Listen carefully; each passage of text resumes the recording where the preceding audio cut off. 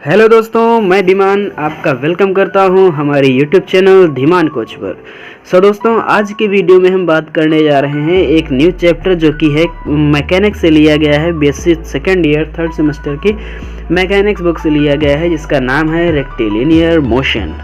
दोस्तों, rectilinear motion क्या होता है और इस पर बेस्ड क्वेश्चन किस टाइप के आते हैं, आज सब कुछ हम इस वीडियो में डिस्कस करने वाले हैं। दोस्तों, बने रहिए हमारे यूट्यूब चैनल के साथ और वॉच करते रहिए। दोस्तों, स्टार्ट करते हैं। देखिए, लिखा है रेक्टिलिनियर मोशन। देखो, उसके नीचे लिखा है motion in a straight line. दोस्तों, रेक्टिलिनियर मोशन क्या होता है, हमने इसीलिए यहाँ पर ब्रैकेट में लिख दिया है कि मोशन जो होता है, जो किसी भी पार्टिकल का जो मोशन है वो किसी स्ट्रेट लाइन में मूव करे, ठीक है, वही हमारा क्या होता है, रेक्टिलिनियर मोशन होता है। लिखा है when a particle moves along a straight line, ठीक है, किसी स्ट्रेट लाइन में मूव करता हुआ पार्टिकल क्या कहलाता है, उस मोशन को क्या कहते हैं, रेक्टिलिनियर मोशन कहते हैं ना। लिखा है when a particle moves along a straight line then the motion of the particle is said to be rectilinear motion. ये मोशन किसी पार्टिकल का ऐसा मोशन क्या कहलाता है, रेक्टिलिनियर मोशन। मान लिया हमारे पास ये मान लिया ये हमारा पॉइंट है और ये हमारा इसको ए डैश मान लेते हैं, ठीक है। यहाँ से कोई पॉइंट मूव करता है, एकदम स्ट्रेट लाइन में मूव करता हुआ जाता है, तो वही हमारा क्या होता है, रेक्टिलिनियर मोशन होता है। दोस्तों, उसके बाद नीचे देखो क्या लिखा है, simple harmonic motion. Friends, simple harmonic motion आपने फर्स्ट ईयर में फिजिक्स में पढ़ा होगा, है ना। देखो दोस्तों, ये जो मैकेनिक्स बुक है ये इसमें आधी से ज़्यादा तो फिजिक्स ही है ना। तो सिंपल हार्मोनिक मोशन क्या होता है friends, the kinds of motion in which particle moves in a straight line, ठीक है। देखो, इसमें भी अब यही कहोगे कि सर आप तो इसमें भी वही बता रहे हैं, इसमें भी स्ट्रेट लाइन में और इसमें भी स्ट्रेट लाइन में, है ना।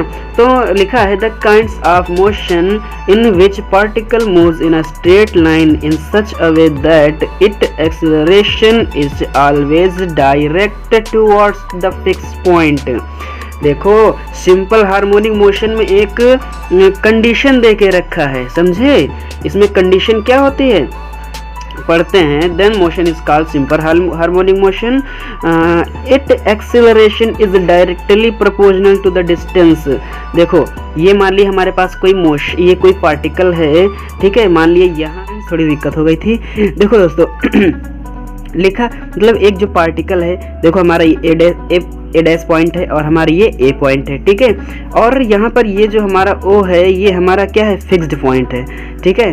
और मान लिया यहाँ से कोई पार्टिकल मूव कर रहा है, यहाँ से यहाँ पर पहुँचा, इसको मान लिया पी हमने मान लिया, ठीक है। और यहाँ से यहाँ के बीच की डिस्टेंस हमने क्या मान ली, एक्स मान ली, ठीक है। तो दोस्तों देखो, यहाँ से थोड़ा ध्यान समझना, क्योंकि अगर मान लीजिए ठीक से अगर नहीं समझा यहीं पे तो आपको दिक्कत हो जाएगी।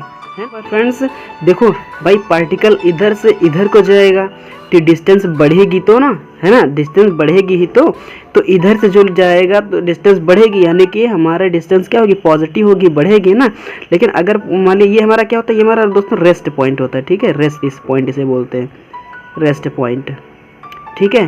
तो अगर मान लीजिए इधर से इधर को आ रहा कोई पार्टिकल, ठीक है, फिक्स्ड पॉइंट की तरफ, ठीक है, तो फिर हमारी डिस्टेंस माइनस में होगी ना, कम पड़ेगी भाई। इधर से कोई पार्टिकल इधर आएगा, ये हमारा फिक्स्ड पॉइंट है, ठीक है, ये नहीं चेंज होने वाला है ना। इधर से मान ली इधर आ रहा है तो हमारी डिस्टेंस कम होगी ना, तो वही चीज़ लिखा है। और it's acceleration always direct towards the fix point, ठीक है। ये जो इसका जो एक्सेलरेशन होता है वो फिक्स्ड पॉइंट की ओर ही मूव करता है, ठीक है। Then motion is called harmonic, simple harmonic motion. It acceleration is directly proportional to the distance. इसका जो एक्सेलरेशन होता है वो डिस्टेंस के डायरेक्टली प्रोपोर्शनल होता है, ठीक है दोस्तों। अब प्रूफ भी देख लेते हैं, है ना, प्रूफ यहाँ पे देख लेते हैं, इसका प्रूफ देख लेते हैं। लिखा है suppose O is fixed point, ठीक है, हमने यहाँ पे ओ क्या हमने फिक्स पॉइंट मान लिया। ऑन द लाइन, ठीक है। Let a particle start from rest point A and move toward fixed point, ठीक है। ये जिस तरह से यहाँ पे लिखा हुआ है ना, बिल्कुल इसी तरह से अगर आप पेपर में लिख के आएंगे तो डेफिनेटली आपको कोई दिक्कत नहीं होगी, ठीक है, फुल मार्क्स मिलेंगे। मूव टुवर्ड फिक्स्ड पॉइंट, ठीक है, कोई पार्टिकल है जो कि मूव कर रहा है फिक्स्ड पॉइंट की तरफ, ठीक है। After T time rich point P, थोड़ी देर बाद जो है, कुछ समय बाद वो पी पर पॉइंट पर पहुंचता है, और O P, let O P is equal to X, और यहाँ से यहाँ की बीच की डिस्टेंस में क्या मान ली, एक्स मान ली, ठीक है। O P that is O P is equal to X. Then by the definition of, यहाँ पे देखो दोस्तों डेफिनेशन की स्पेलिंग गलत है ना, तो स्पेलिंग पे मत जाना, ठीक है।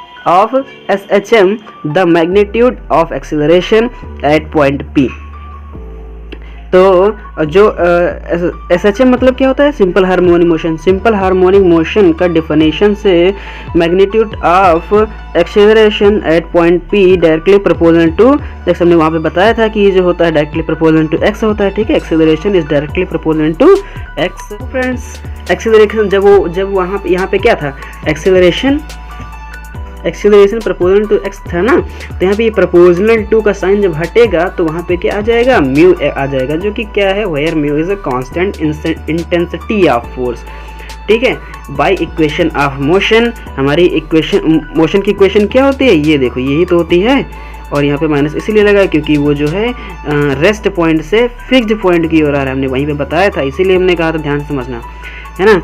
On multiplying both side by 2/dx, अगर मल्टीप्लाई हम कर दें और उसके बाद उसका इंटीग्रेट कर दें तो यहाँ पे कुछ ऐसा आपके पास बन के आ जाएगा, ठीक है। देखो हमने यहाँ पे 2dx/dt से मल्टीप्लाई कर दिया, दोनों तरफ कर दिया कि नहीं कर दिया।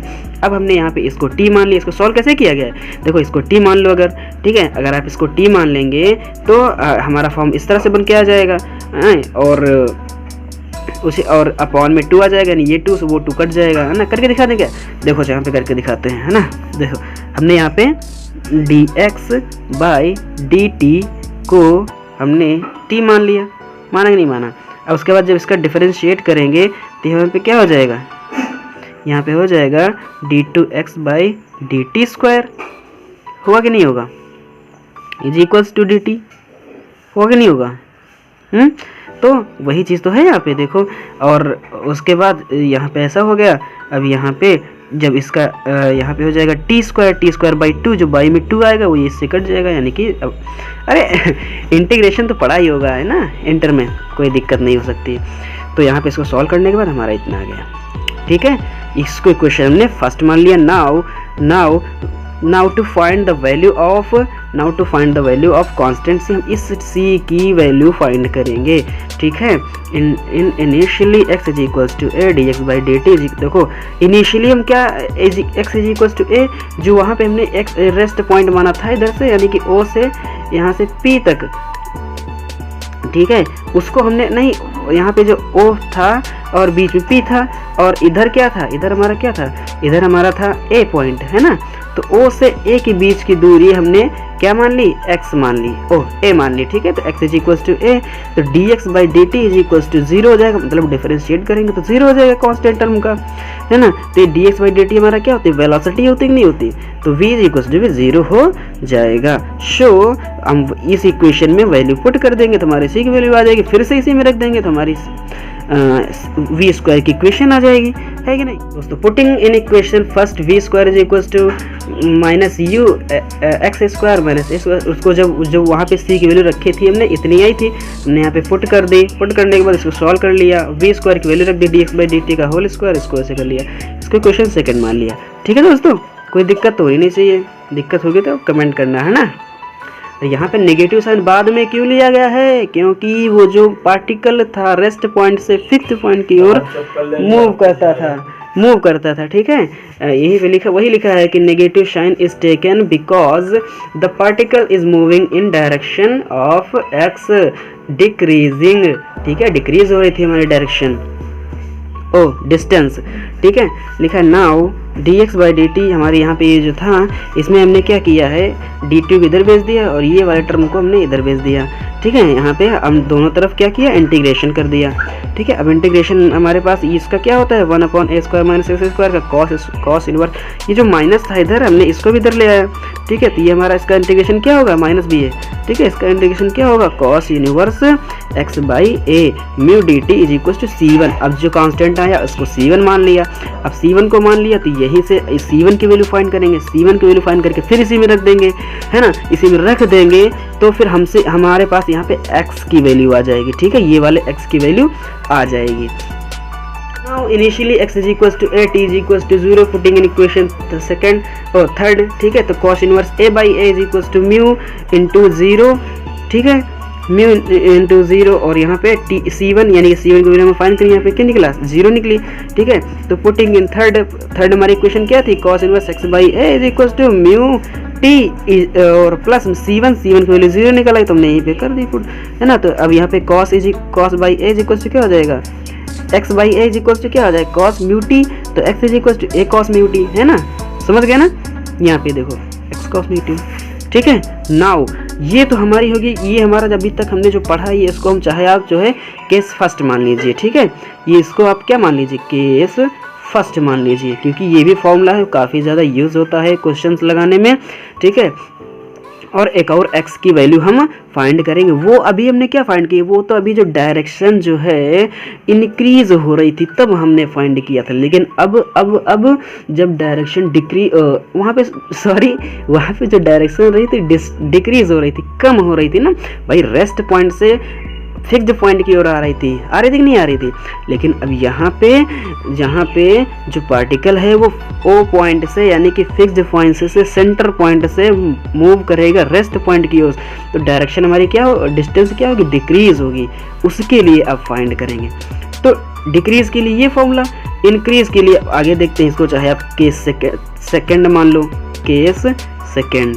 ठीक है, तो now let a particle start from P O. ठीक है, ओ से ए की तरफ भाग रहा है। ठीक है, तो V square is equal to minus वही वाला फॉर्मूला यूज करेंगे, mu X square plus C. ठीक है, इक्वेशन यूजिंग इक्वेशन फर्स्ट, जो इक्वेशन फर्स्ट में हमने माना था। ठीक है, initially X is equal to A D X by D T यानी कि वी इज इक्वल टू 0 हो जाएगा। D X by D T क्या होता है, वी होता है ना, इज इक्वल टू 0 हो जाएगा। अब यहाँ पर देखो दोस्तों, यहाँ पे हमने वैल्यू पुट कर दी, तो सी इज इक्वल टू क्या आ गया, u a mu a square आ गया, आया कि नहीं आया। ठीक है, अब इसी इक्वेशन में हम पुट कर देंगे। ठीक है, देखते हैं नेक्स्ट पेज में। जब वैल्यू पुट की dx बाई dt यानी कि v स्क्वायर उसमें था ना, तो v स्क्वायर भाई v स्क्वायर था ना, v स्क्वायर म्यू क्या था, a square minus x square, यही तो था, है ना। यहाँ पे ये देखो, यही तो था ना मेरे बच्चे, यही था ना।